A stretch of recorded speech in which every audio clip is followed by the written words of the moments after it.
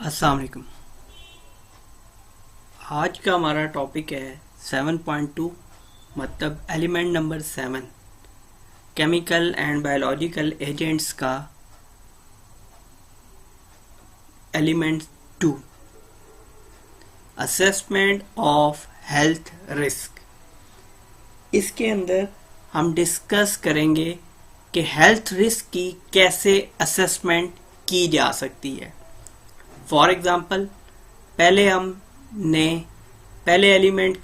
Book के अंदर unit IG 1 के अंदर हमने बहुत ज़्यादा डिटेल में पढ़ा था रिस्क असेसमेंट के बारे में। अब ये स्पेसिफिक असेसमेंट है किस चीज़ की?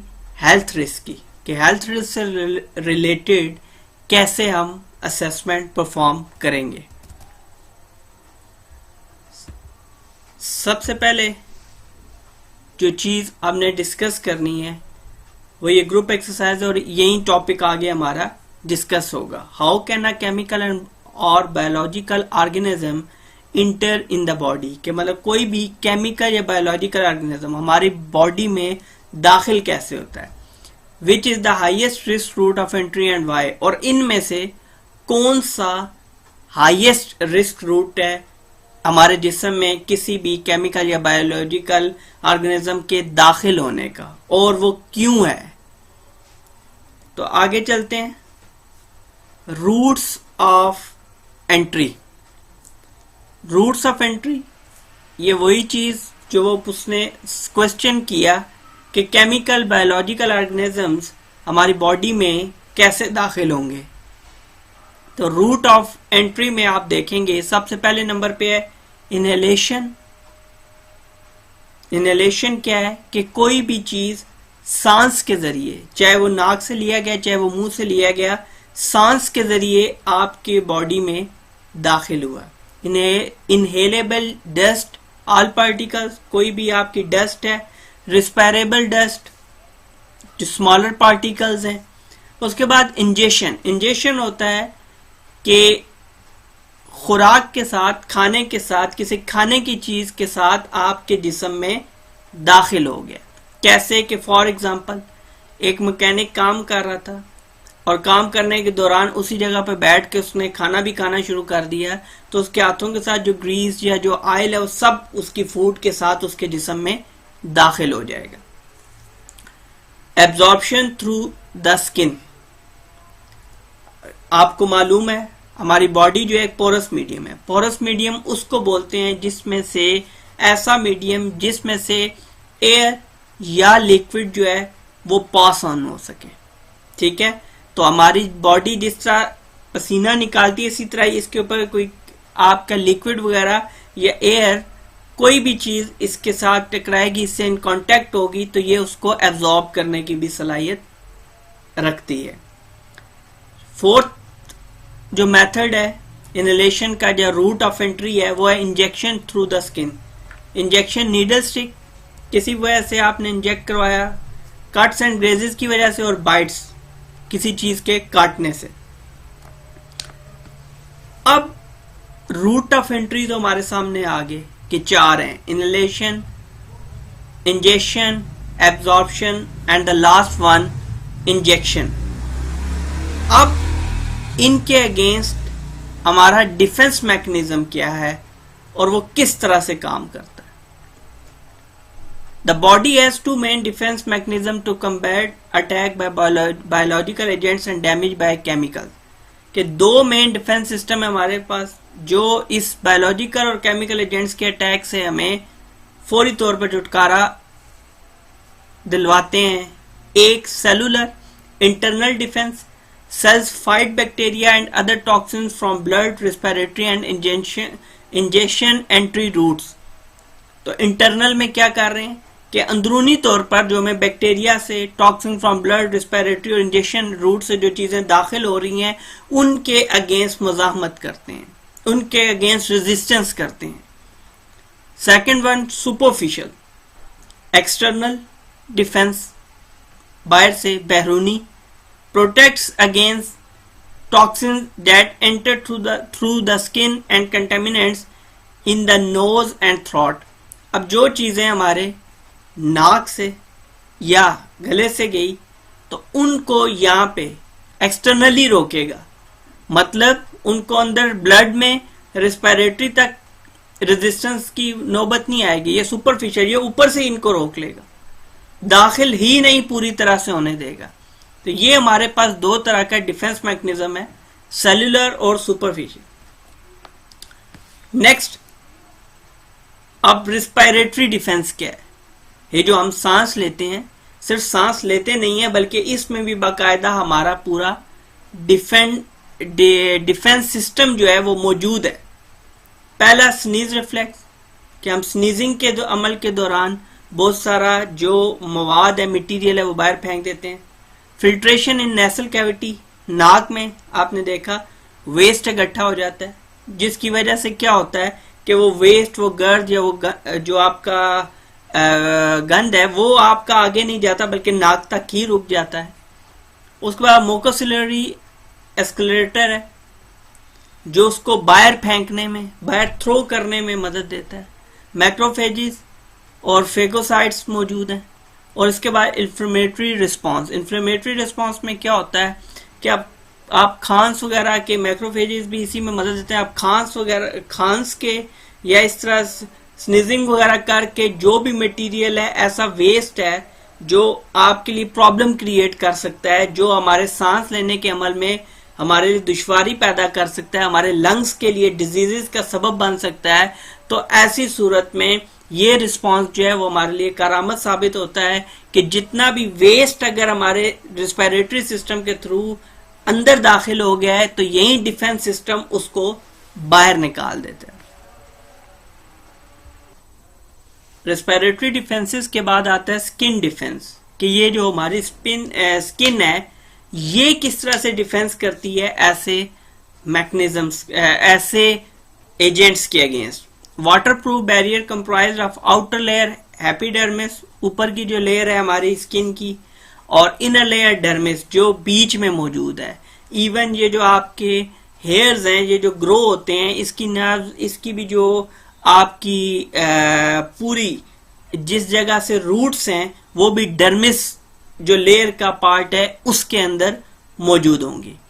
डिफेंस मैकेनिज्म की बात की जाए, include replenishment of dead cell, sebum, biocidal properties और इन्फ्लेमेटरी रिस्पांस। इन्फ्लेमेटरी रिस्पांस क्या करता है कि सोजिश, कोई जलन वगैरह के नतीजे में मालूम हो जाता है आपको कि कोई इरिटेशन है, तो उसको फिर आप वहीं पे वो रोक देता है और उसके नतीजे में आप उसको मेडिकेशन वगैरह करके उसकी दुरुस्तगी कर सकते हैं। अब नेक्स्ट जो इसके अंदर है वो है मेन असेसमेंट।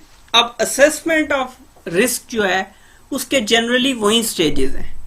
सिर्फ हम क्या करते हैं कि किसी भी चीज को लेके उसको स्पेसिफिक बना देते हैं। फॉर एग्जाम्पल, हम जनरल रिस्क असेसमेंट में पढ़ते थे एवेल्युएट द रिस्क, तो जस्ट हम यहाँ पे एवेल्युएट द हेल्थ रिस्क कर देंगे, कि मतलब अब हम बाकी रिस्क पे नहीं जाएंगे, हम सिर्फ हेल्थ रिस्क को डिस्कस करेंगे। तो इसकी जो स्टेजेस हैं यहाँ पे थोड़ी सी उनको क्या किया गया, एलैबोरेट किया गया है। Otherwise they are same, like general risk assessment जो है उसी तरह है, लेकिन थोड़ा सा एलैबोरेट किया गया है चीजों को। वो देखते हैं कैसे। असेसमेंट ऑफ हेल्थ रिस्क में पहली स्टेज जो है वो है identify the hazardous substances present and the people who might potentially B exposed, मतलब कि निशानदेही करें कि हैजर्डस सब्सटेंस, केमिकल या बायोलॉजिकल एजेंट्स जो मौजूद हैं वो क्या हैं और वो किस तरह से लोगों को नुकसान पहुंचा सकते हैं। Then gather information about the substance, जो सब्सटेंस मौजूद है चाहे वो केमिकल है चाहे वो बायोलॉजिकल है, तो आप देखेंगे कि इस सब्सटेंस के बारे में इंफॉर्मेशन, कि बना किस चीज के, इंग्रेडिएंट्स क्या हैं, ठीक है। एवेल्युएट हेल्थ रिस्क, उसके बाद identify any control needed and implement them, record the assessment and action taken, वही तरीकेकार है जी। और रिव्यू, कि रिस्क असेसमेंट का रिव्यू, तो वो आपको पता है technology change, people change, personal change, computer person ने परफॉर्म नहीं की तो तब भी रिव्यू वगैरह लिया जाएगा। तो बेसिकली रिस्क असेसमेंट की स्टेजेस वही होती हैं, सिर्फ हम स्पेसिफिक रिस्क को सामने रखते हुए उसमें कुछ मॉडिफिकेशंस कर लेते हैं ताकि वो फिट हो सके उसके ऊपर। अब असेसमेंट ऑफ हेल्थ रिस्क में क्या देखते हैं, हैजर्डस नेचर ऑफ सब्सटेंस, कि किस नेचर का है, किस हद तक हमें नुकसान पहुंचा सकता है, पोटेंशियल इल हेल्थ इफेक्ट, और कौन से हमें बीमारी के असरात रखने की ये सकत रखते हैं। फिजिकल फॉर्म में कैसे होंगे, रूट ऑफ एंट्री हमारे जिस्म में दाखिल कैसे हो सकते हैं, क्वांटिटी कितनी मकदार में दाखिल हो सकते हैं, कंसंट्रेशन, और कितना ये सरायत कर सकते हैं, पेनिट्रेट कर सकते हैं हमारी बॉडीज के अंदर, नंबर ऑफ पीपल जो इससे मुतासर हो सकते हैं, फ्रीक्वेंसी ऑफ एक्सपोजर कितनी देर तक मुतासर हो सकते हैं, duration of exposure time, and control measures. अब कंट्रोल मेजर्स के हवाले से हम आगे चलते हैं। अब सबसे पहली चीज, कोई भी हैज़ियस सब्सटेंस होगा और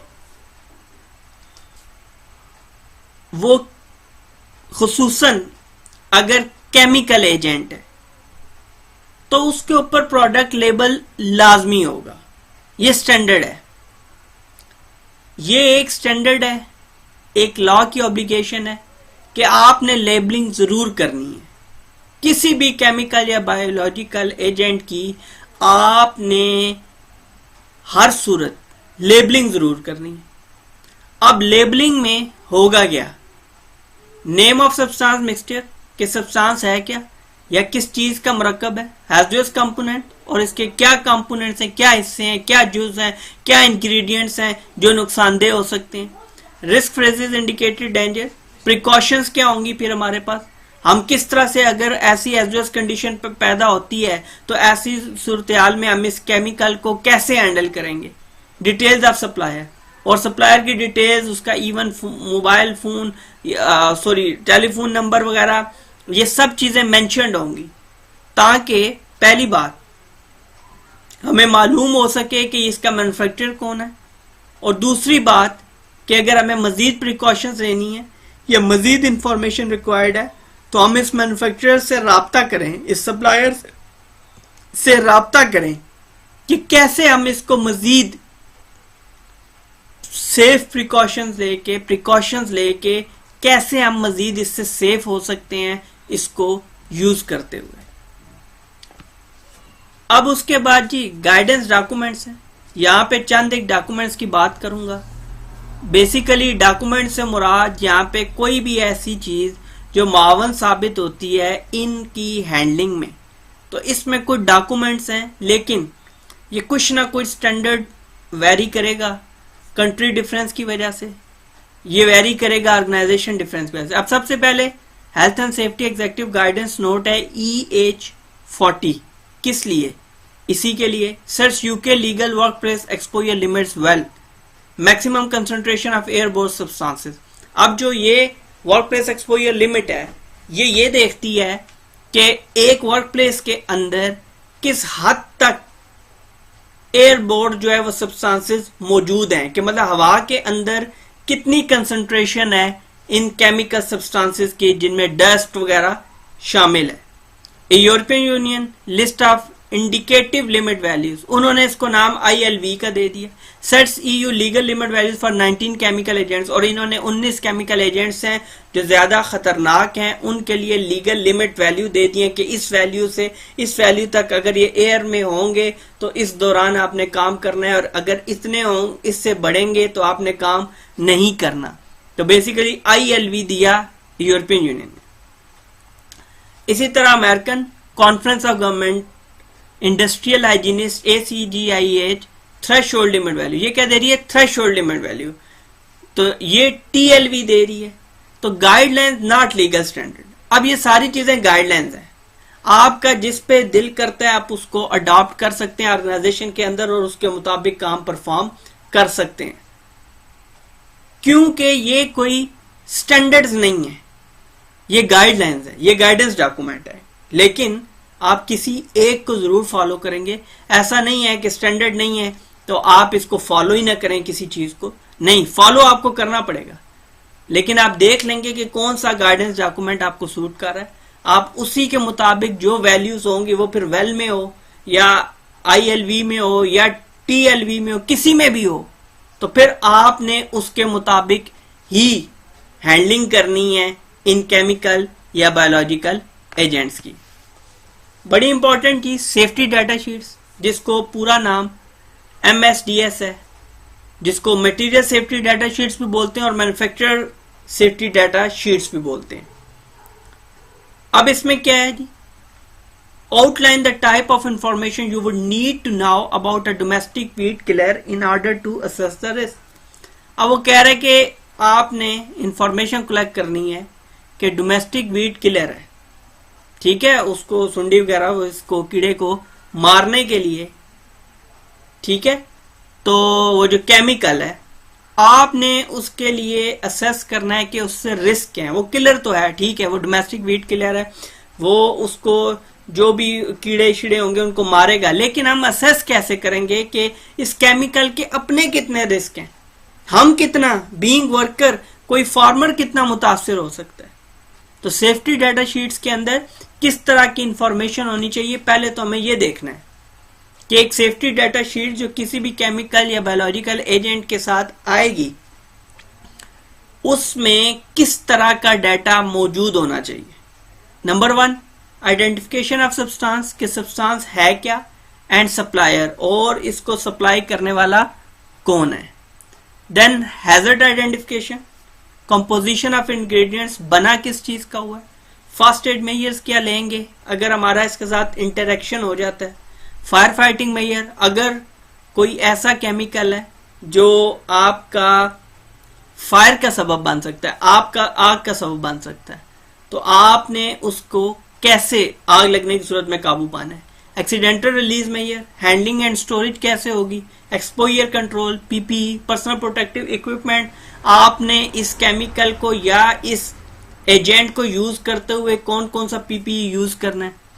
नंबर 9, फिजिकल केमिकल प्रॉपर्टीज वहां पे लिखी होंगी बाकायदा सेफ्टी डाटा शीट में, ताकि पता चल सके कि किसके साथ मिलकर इसने रिएक्शन करना है, किसके साथ ये स्टेबल रहेगी।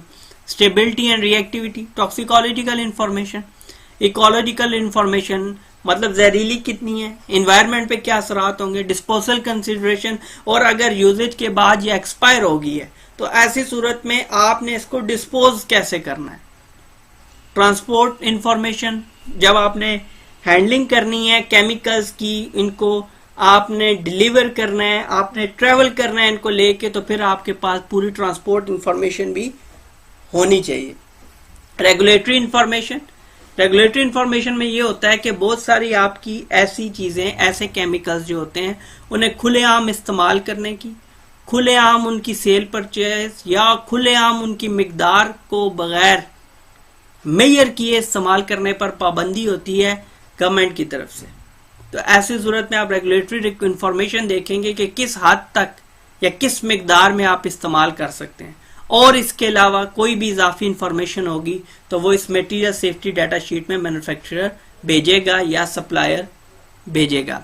सप्लायर मैन्युफैक्चरर का ये है, मैन्युफैक्चरर होता है बनाने वाला, तो कई दफा बीच में मिडल ऑर्गेनाइजेशन होती है जो सप्लायर का काम कर रही होती है। जैसा आपने मेडिकल देखे कि मेडिसिन देखी आपने कि मेडिसिन में क्या होता है, मेडिसिन बनाने वाली कंपनी कोई और होती है और उसका जो फार्मास्यूटिकल आके डिस्ट्रीब्यूटर कंपनी होती है वो और होती है। तो ऐसी सूरत में मैन्युफैक्चरर और की इंफॉर्मेशन और सप्लायर की इंफॉर्मेशन, तो हमें दोनों की इंफॉर्मेशन रिक्वायर्ड होगी किसी भी चीज को हैंडल करने के लिए।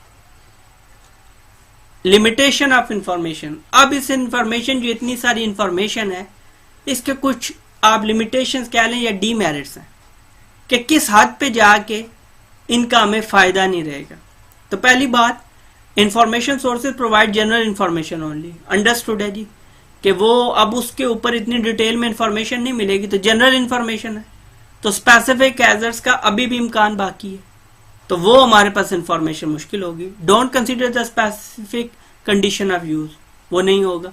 इंडिविजुअल ससेप्टिबिलिटी, हाँ, अब वो जो बता रहा है हदायत आ रही है या उसके ऊपर जो भी इंफॉर्मेशन आ रही है वो जनरल के यूजर के लिए, और अगर कोई बंदा हसास है जिसको इसका इशू है, वो जल्दी इस चीज से मुतासिर हो सकता है, उसके लिए कोई गाइडलाइंस वहां पे मौजूद नहीं होंगी। Mixed exposure based on current knowledge, और ये जितना कोई लिखा होगा वो करंट नॉलेज पे होगा, आगे सर्कमस्टांसेस चेंज हो जाते हैं, यहां पर केमिकल एजेंट्स या बायोलॉजिकल एजेंट्स को अप्लाई किया जा रहा है, ठीक है, ज्यादातर केमिकल एजेंट्स को अप्लाई किया जा रहा है, तो ऐसी सूरत में आगे से रिएक्शन आने की सूरत में जो कम्प्लेक्स सिचुएशन या कम्प्लेक्स कंडीशन बन सकती है, तो फिर उसको कैसे मैनेज या हैंडल किया जाएगा। अब ये हमारे पास आ गया the role of hazardous substance monitoring. अब हमारी हवा के अंदर एयरबोर्न जो कंसंट्रेशन है ये कितनी है, किस हद तक हमारे लिए मुवाफिक है, किस हद तक हम इसके अंदर रहते हुए काम कर सकते हैं, किस हद से बढ़ने पे हम उस वर्क प्लेस में काम ना करें तो बेहतर है, किस हद तक इसकी क्या वेल्स होंगी, वर्क प्लेस एक्सपोजर लिमिट कितनी है। तो इन सारी चीजों को मॉनिटर करना लाजिम है। उसको मॉनिटर करने के पीछे वजूहात हैं। वजूहात वही हैं कि आप उसकी एजडस नेचर से कि कहीं एक्सीडेंट ना हो जाए, कहीं ज्यादा एक्सपोजर की वजह से एक्यूट हेल्थ इफेक्ट्स ना हो रहे हों, इल हेल्थ इफेक्ट्स ना हो रहे हों, लेकिन क्रॉनिक इफेक्ट्स की तरफ जा रहा हो वर्कर, तो ऐसी सूरत में मॉनिटरिंग जो है वो लाजमी है।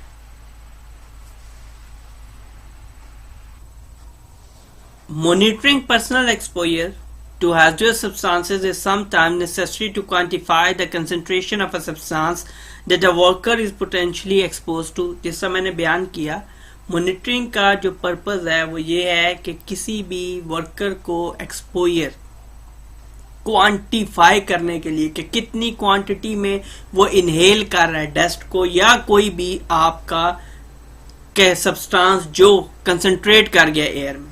For example personal dosimeter for dust exposure. Dosimeter ये मीटर है जो मेजर करेगा आपका कंसंट्रेशन को airborne. A filter and air pump is Warne by worker while working, वो उसको पहन लेगा। Gives average value over time, तो वो फिर आपको जितनी वो पहन ही रखेगा, 8 घंटे काम करता है तो वो उस दौरान जितना उसमें डस्ट या ये सारी चीजें सब्सटेंस इकट्ठा हो जाएगा तो उसको सामने रखते हुए वो डिसाइड कर लेंगे कि एवरेज वैल्यू क्या है, कि इस टाइम पे किस टाइम पे कितनी कंसंट्रेशन एयर के अंदर मौजूद है।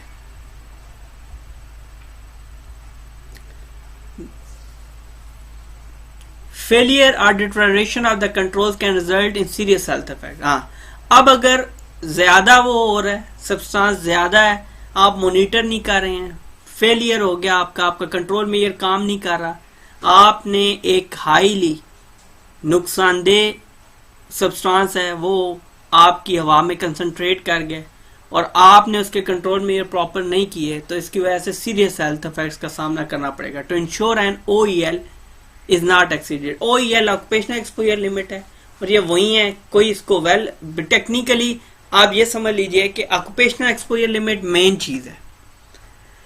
ऑक्यूपेशनल एक्सपोजर लिमिट क्या है कि एक वर्क प्लेस के ऊपर आपका किसी भी चीज से कितनी देर का एक्सपोजर होता है, उसकी लिमिट क्या है।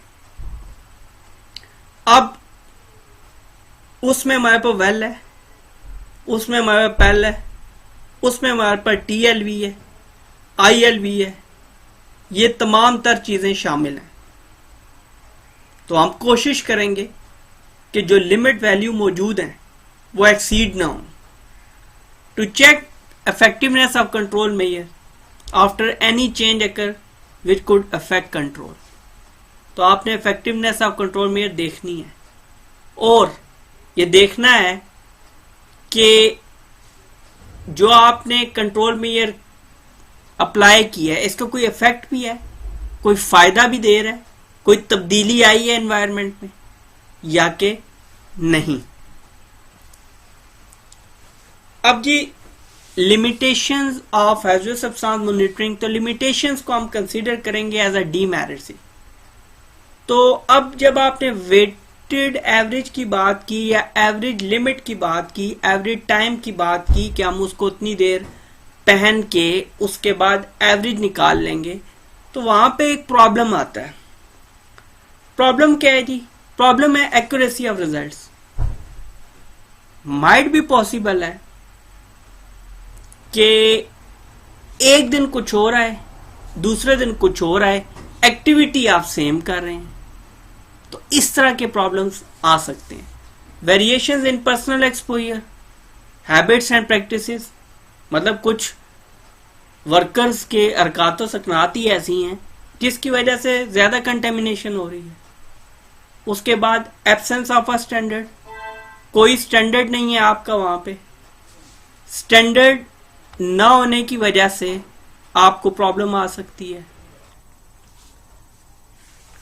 तो there should be a specified limit. जैसा मैंने आपको पहले कहा, आपने ऑक्यूपेशनल एक्सपोजर लिमिट को इम्प्लीमेंट लाजमी करना है, चाहे गाइडेंस आप लें वेल की, चाहे आप गाइडेंस लें यूरोपियन यूनियन की ILB की, चाहे आप अमेरिकन गाइडलाइन ले लें और TLV अप्लाई कर लें, लेकिन आपने कोई ना कोई लिमिट अप्लाई लाजमी करनी है। Other exposure rules, monitoring focuses only on airborne contaminants. हाँ जी, अब मॉनिटरिंग क्या कर रही है, वो सिर्फ एयरबोर्न को देख रही है। तो जो एब्जॉर्ब हो गए या इंजेक्शन में चले गए या इंजेक्शन में चले गए, उनको हम कैसे मेजर कर सकते हैं। तो ये कुछ इसके ड्रॉबैक्स है जो हमने डिस्कस किए हैज़ियस सब्सटेंस मॉनिटरिंग के।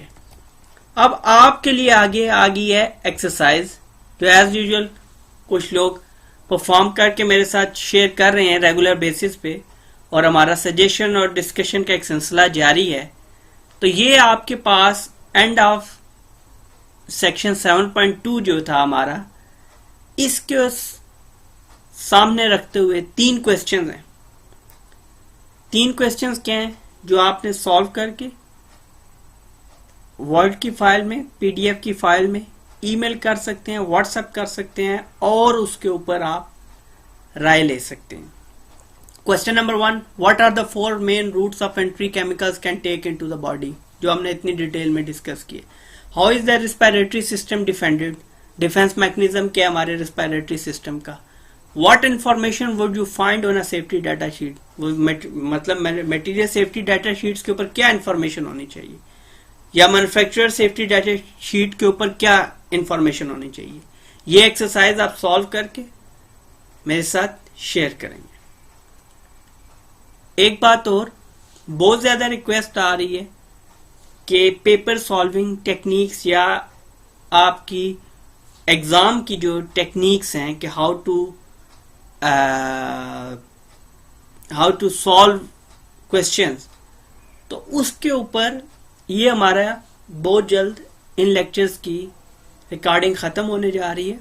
तो उसके बाद इसी तरह के टॉपिक्स पर डिस्कशन होगी कि क्वेश्चंस को कैसे हैंडल करना है, क्या क्या मटेरियल हेल्प आउट हो सकता है। और कुछ लोगों के आ रहे हैं कमेंट्स आ रहे हैं, कुछ के व्हाट्सएप आ रहे हैं, कुछ के ईमेल आ रहे हैं कि इसके अलावा क्या नोट्स या मटेरियल। बिल्कुल नोट्स और मटेरियल मौजूद है, लेकिन जब तक कि हम एक बार इस लेक्चर सीरीज को खत्म नहीं कर लेते तब तक पॉसिबल नहीं है, या आप कह सकते हैं कि इस टाइम पे अभी देना उतना फायदेमंद साबित नहीं होगा। एक मरतबा ये तमाम तरह लेक्चर्स कंप्लीट हो जाएं तो उसके बाद आपके साथ लाजमन नोट्स, हेल्पिंग नोट्स वगैरह शेयर किए जाएंगे। बाकी अगर आप एक सीक्वेंस से फॉलो कर रहे हैं, बहुत सारे लोग कर भी रहे हैं, तो याद रखा करें कि किसी भी तरह का लेक्चर्स, चाहे वो आयोश, चाहे वो ओशा, चाहे नीबोश, या किसी भी तरह का लेक्चर जो है वो चैनल के ऊपर 6 PM to 9 PM और sometimes 10 PM, you can say around 6 PM to 10 PM ये लेक्चर्स जो है ये अपलोड होते हैं इस चैनल के ऊपर। तो आपको ये आइडिया देना, ये अवेयरनेस देने का मकसद ये था कि आप अगर रेगुलरली फॉलो कर रहे हैं लेक्चर्स को, तो आपको एक स्पेसिफिक टाइम मालूम हो कि इस टाइम पे लेक्चर्स अपलोड होंगे, नेक्स्ट उसका पार्ट आएगा, ताकि कंटिन्यूटी जो है आपकी वो ना टूटे। इस लेक्चर के लिए इतना ही। बहुत जल्द नेक्स्ट लेक्चर में आपसे मुलाकात होगी। तब तक के लिए अल्लाह हाफिज।